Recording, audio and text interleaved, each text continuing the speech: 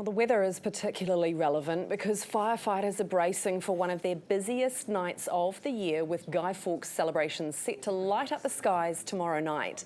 But dry and windy conditions in parts of the country mean it won't take much for a spark to turn into something more serious. Adrian Nacey is Fire and Emergency's National Manager for Community Readiness and Recovery, and he joins me now. Good morning to you.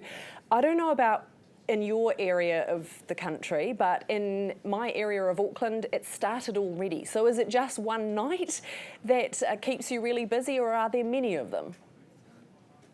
Yeah, the fireworks have been on sale now for a couple of days, and we've already seen about 20 fireworks-related calls around the country just based on the last 48 hours.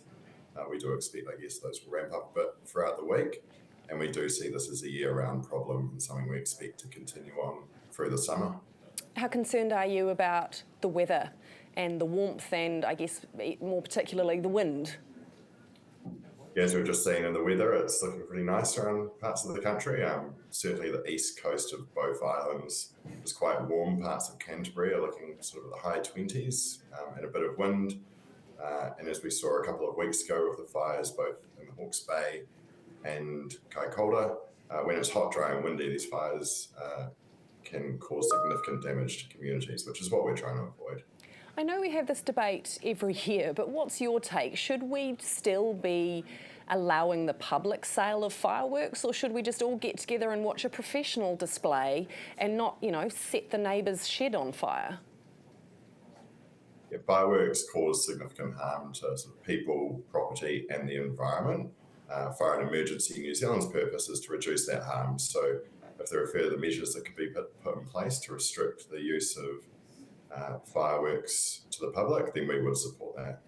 So that's a yes, public ban of sale to members of the public? Yes, that's correct.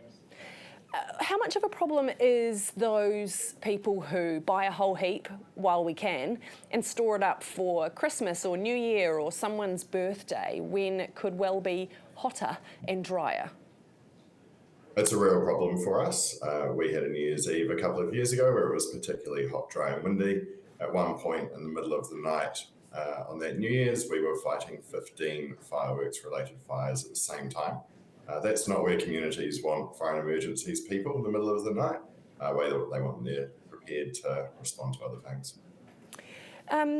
So what's your message? If you are going to set up a small display at home or, in a park, which I actually don't know if you're allowed to do, what is your message to people who are going to do it?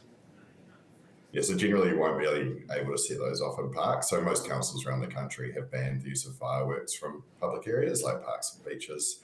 But the main message for us is to check the conditions. If you head to checkitsallright.nz, we've got a really good website there where you can check the fire danger and the weather as well. If you are going to set off fireworks, if it is nice and still and there's not much wind around and you decide to do that, we ask you set them off in a wide open space, away from anything that can catch fire. Have those fireworks pointed up towards the sky. Please don't point them towards grass, vegetation, any structures or obviously people or animals. Be careful with your kids, maybe have a chat to your neighbours as well.